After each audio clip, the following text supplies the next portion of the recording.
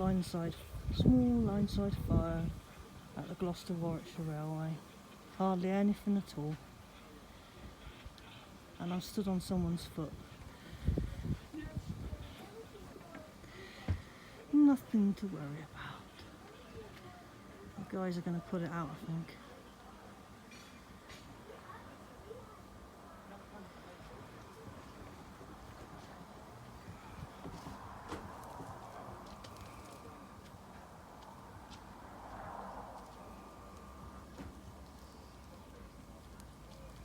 So, line-side fire there.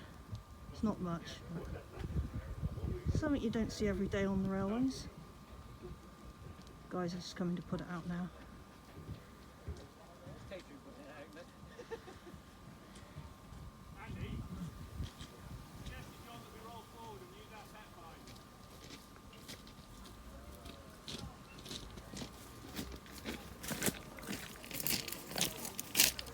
Nice hair, by the way.